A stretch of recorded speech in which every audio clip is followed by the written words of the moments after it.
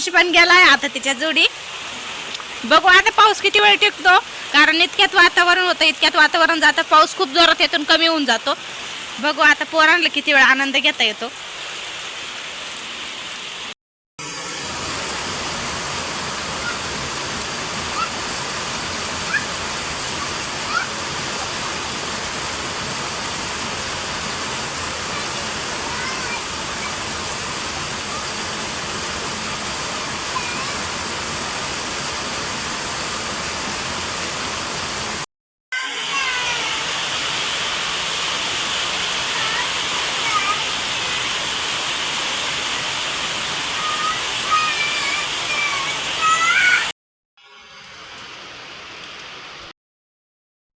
त्यानंतर आहे ना इडली पोरांचं खूप चालू होतं की इडली कर. मग आहे ना इडलीचं भिजत घालायला घेतलं होतं. तर 1 वाटी उडदाची डाळ घेतली होती आणि त्याच वाटीने 2 वाटी तांदूळ घेतले होते. हे तांदूळ जे आहे ते रेशनचे आहे, याची इडली खूप छान येते. त्याच्यामुळं हे तांदूळ टाकले होते मी. तर 2 वाटी इतकं प्रमाण ठेवलं होतं मी आणि हेच माप ठेवते मी कायम. चांगली बनते इडली, एकदम मऊ मस्त टम्म फुगते.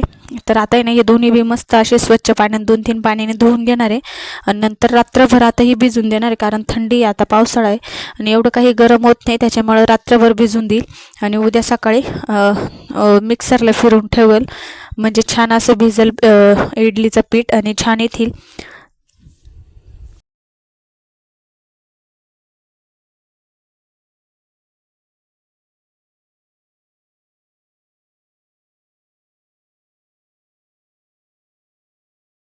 त्यानंतर आहे ना 6 वाजली होती इथं. तर देवपूजा करायला घेतली होती, म्हणजे दिवाबत्ती. तर इथे ना काही साधी सिंपलच असते आपली पूजा. तर फक्त दिवा लावून घ्यायचा, धूप आणि कापूर एवढंच व्यवस्थित लावून द्यायची. थोडीशी देवाची प्रार्थना करायची का आजचा दिवस जसा चांगला गेला तसा उद्याचा पण दिवस चांगला जाऊ दे म्हणून. आणि ओवाळायचं पोरांना पण तेच, म्हणजे पोरं जे बघतील तेच शिकतील असं असतं. त्याच्यामुळे ना निश्चयाचा महामेरू बहुत जनासी आधारू अखंड स्थितीचा निर्धारू श्रीमंत योगी नरपति हयपति गजपति गणपति भूपति जलपति पुरंदर आणि शक्ती पृष्ठभागी यशवंत कीर्तिवंत सामर्थ्यवंत वरदवंत पुण्यवंत नीतिवंत जाणता राजा आचारशील विचारशील दानशील धर्मशील सर्वज्ञपणे सुशील सकळा ठाई धीर उदार गंभीर शूर क्रियेसी तत्पर सावधपणे नृप. हाय, राधे राधे श्री, राधे राधे. झाली झोप? झोप झाली? अगं त्याला थांब ना, त्याला थोडंसं आवरू देतं खरी. किती वाजले?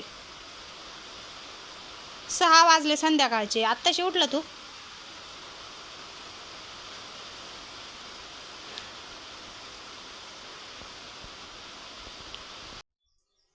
त्यानंतर आहे ना पोरांना लागली होती भूक, म्हणजे इकडं 6-6:30 वाजले होते आणि श्रेयांश नुकताच झोपातून उठला होता, त्याच्यामुळे त्याला पण भूक लागली होती. तर सकाळीची जी बटाट्याची भाजी होती आणि पोळ्या होत्या. स्वयंपाक काय अजून मी सुरुवात केलेली नव्हती, तर म्हटलं काय करून देऊ, तर पटकन आहे ना एक पोळी घेतली आणि ती तव्यावर टाकली, त्याच्यावर उरलेली चटणी टाकली आणि त्याला तूप लावून व्यवस्थित अशी खरपूस भाजून घेतली क्रिस्पी होईपर्यंत. आणि खरंच खूप छान लागली होती. अशी म्हणजे कोरडी जर भाजी काही असली ना तर तिचा असं काहीतरी यूज करून मस्त लागतं खायला. अन्नही वाया जात नाही आणि खाल्लंही जातं आणि मुलं आहे ना खायला नाटकं पण करत नाही शिळं, तर मग आवडीने खातात. मस्त असं खरपूस तूप लावून दोन्ही बाजूने ना भाजून घेतलं. गॅसची फ्लेम कमी ठेवायची आणि सारखं आहे ना फिरवत राहायचं. हा म्हणजे सगळींकडून आहे ना इवन भाजल्या जातो आणि सगळींकडची टेस्ट आहे ना एकच नंबर लागते. तर इथे ना आता मस्तपैकी मी परत एकदा तूप टाकलेलं आहे आणि ना मस्त असे भाजून घेणार आहे. उन्हातली फिरवत राहायची किंवा मग चमचा घ्यायचा छोटा आणि त्याने फिरवत राहायचं. मस्त खरपूस भाजून घ्यायचा आणि त्याच्यानंतर आहे ना त्याचे 4-8 जेवढे पीस लागतात तुम्हाला तसे चिरून घ्यायचे आणि मस्तपैकी खायचं. याच्यावर जरा तुम्हाला आवडत असेल तर चीज वगैरे पण टाकलं तरी चालेल मध्ये, मस्त लागल. पण माझ्या मुलांना नाही आवडत, त्याच्यामुळं मी काही टाकलं नव्हतं. तर इथे आता मी ना असे 4 भाग करून घेते आणि त्याच्यानंतर खायला देते त्यांना.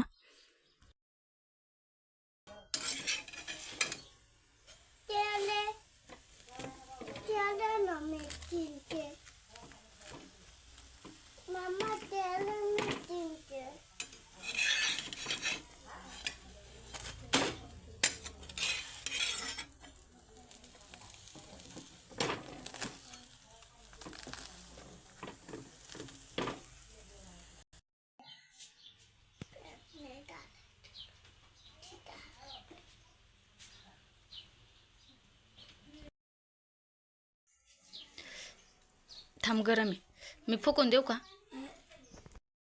चा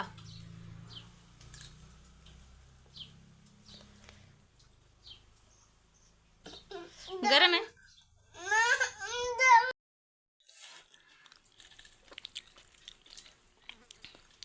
काय रे, फुकून खाय ना. छान आहे का?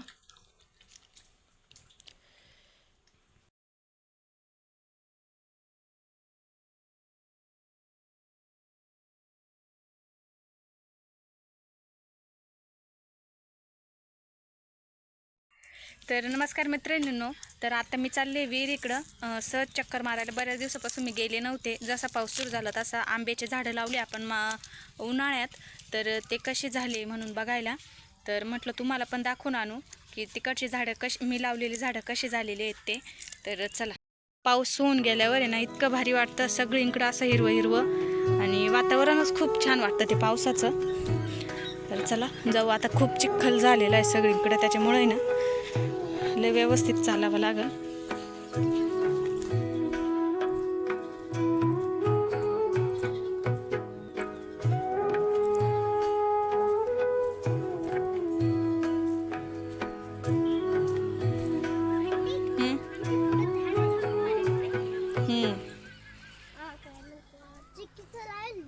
कुठं लावेल चक्कीचं? हां का? हां का? पाहू ना आता उतरलं का नाही आपण. तर हे बघा आपण लावलेले झाडं, म्हणजे मी लावलेले झाडे आंब्याचे किती भारी झाले ते. नवी पालवी पण फुटू राहिली त्याला, मस्त झाले.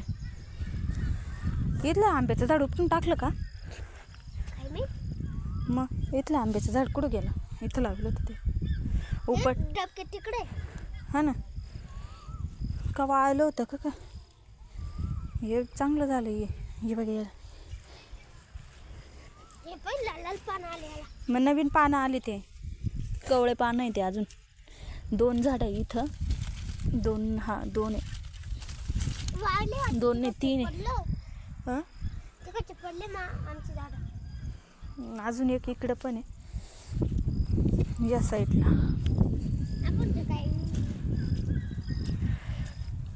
कुठं गेलं? इथं. हे कशाचं वेल येऊ राहिलं त्याला?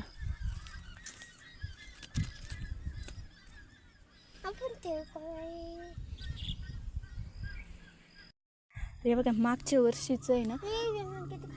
कुठं? मागच्या वर्षीचं ना हे भेंड्यांचं बी वाटतं मला, नाही अजून समजत नाही, ते छोटं आहे त्याच्यामुळं भेंड्यांचंच वाटू राहिलं मला. तर ते किती रोपं उतरून पडले बघ इथं एवढे, आणि इथं बी बघा सगळे ये भरपूर झाडं उतरून पडेले आपोआप. विहिरीचं पाणी दाखवते मी तुम्हाला किती आलंय. आता भरपूर पाणी आलंय का विहिरीला?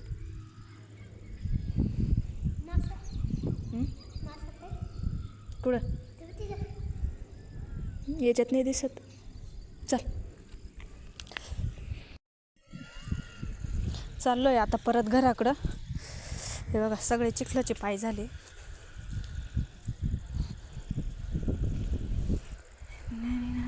शेतकरी